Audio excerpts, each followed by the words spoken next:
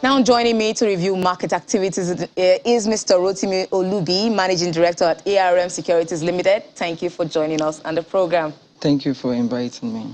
So, Mr. Olubi, we've seen market activities this week. We've seen the equities market cross the 48,000 level. We've seen the market cap also hit a milestone of 26 trillion naira. How significant is this for the market and also for investors? Okay, so when we see the capitalization increasing, it's a function, it points to the fact that the wealth of investors is also increasing. So that's what we see when we see capitalization increasing. Index also moving up is also a function of prices also moving up.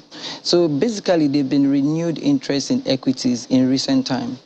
We all are aware that there's inflationary pressure across the globe.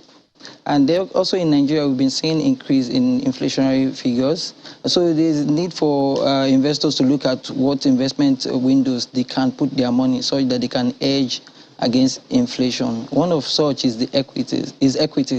And so we keep seeing investors continue to put money in the equities market. Looking out for securities that have dividend yield that is fairly above what the fixed income market can offer. Hence, we're seeing prices advancing. Those are the things that led to the activities in the market in recent days. Okay, so talking about that, I know some analysts were expecting a drop in market activities, especially for the banking counter, which had a gain the previous week, a strong gain, and they were also, after the markdown of dividend payments, they were also expecting, market to slow down. But we're seeing it differently. What changed during the week? So our market is very knowledge-driven these days. We are seeing sophisticated retail players in the market these days. So when they see an opportunity, they want to take it. One of which was Zenith. Zenith, after the markdown, was trading at about 22. At that point, Zenith was trading at about 14.5 in terms of dividend yield. You can't get that anywhere else. And even fixed income market can't offer you. Hence, we saw continued buying pressure on Zenith Bank. As at close of market on Friday, Zenith closed at about 25.30. So that's even GT also came to as low as about 21.50 or so shortly after the markdown. And as a close of market closed at about 24.20. The reason behind that interest in the banking sector was a function of yield to price.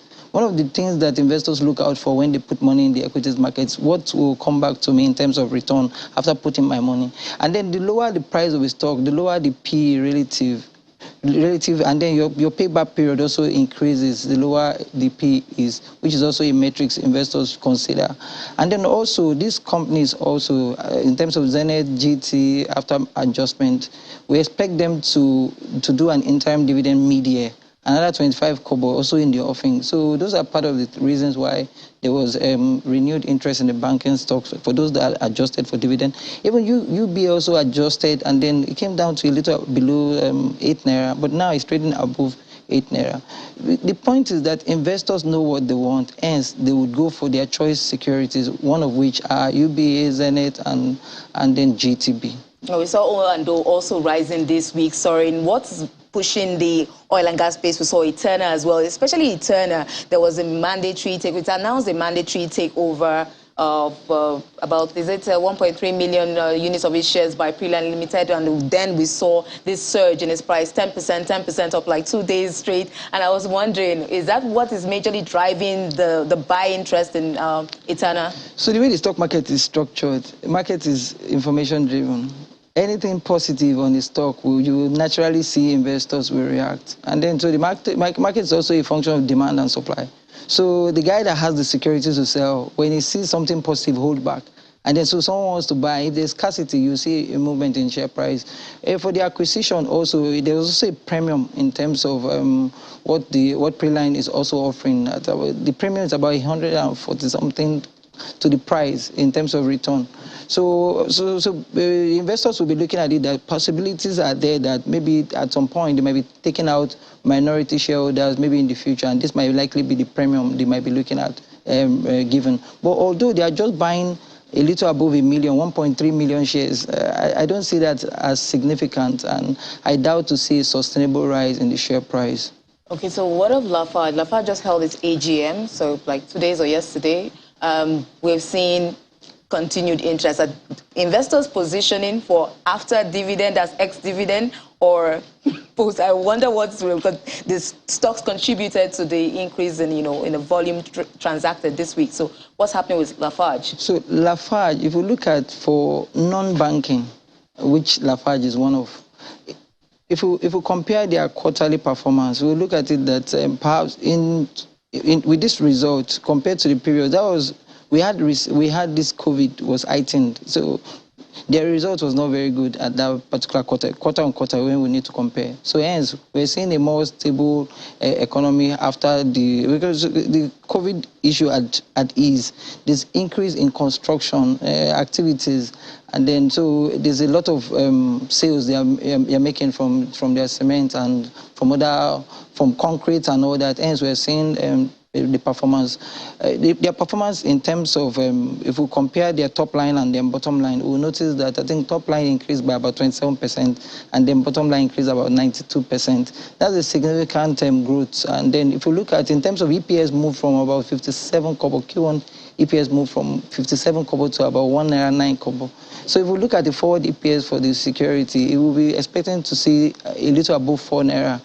So, and then last year they did an interim dividend. So investors are actually looking at the possibility that this company, based on these earnings, the possibilities are there. They might be looking at doing another interim dividend. They are very generous in terms of dividends. So hence, there's this aggression towards buying of WAPCO. If we also look at the way the NGS is structured, there are not too many very good companies around that institutional investors also want to play, or HNIs, people that trade heavy in the market. So WAPCO fall among that very liquid security. Hence, we're seeing that pressure on the security. I expect to see more of that as we move into the new week on WAPCO, based on current earnings. Okay, so Airtel Africa was one of the stocks that posted the market's, price action this week. But we're wondering what's driving that, because we know that MTN recently received approval to, for their payment system back, the PSBs.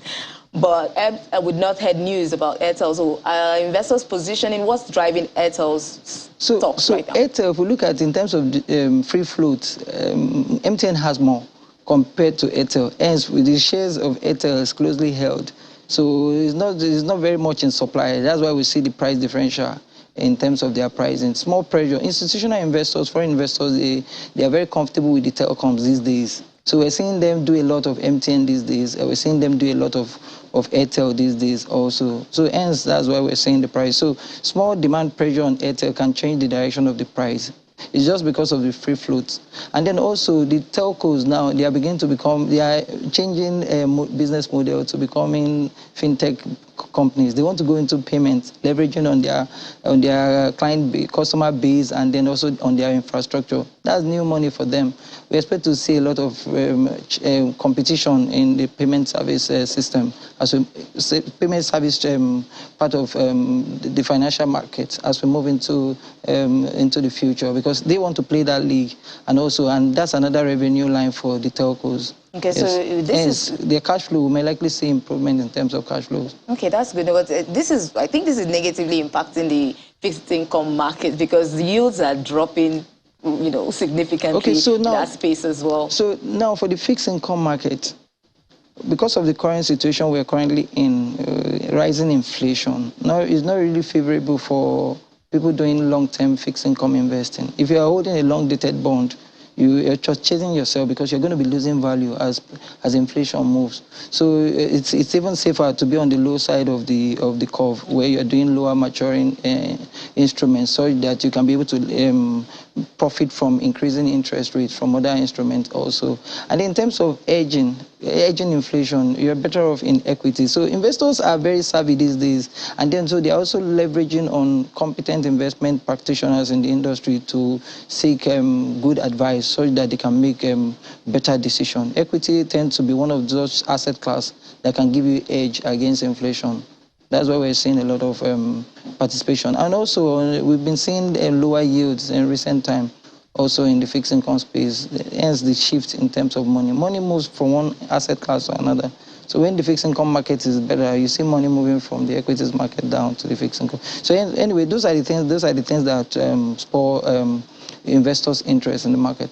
So what's your outlook for stocks? Those stocks do you think are likely to rise going into next week? So going into next week, I still expect, because the week before the market was up by about 1.9, and then this week we saw the market closing at about 2%. That gives you an idea that there's a lot of pressure on securities. So I expect to see a continued rally in the new week. I expect to see WAPCO do a little better, because WAPCO is grossly underpriced. Its fair value is about 14 naira. So where it currently sits, it's still at far discount to where it should be. So I expect to see WAPCO do some rise in the new week.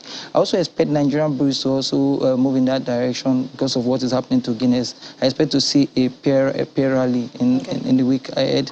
I also expect to see GT do a little better, because where it's currently trading, it's trading at a yield of about a little above 12%. So coupled with the fact that there's an interim mid-year interim dividend, I expect to see investors consider GT also.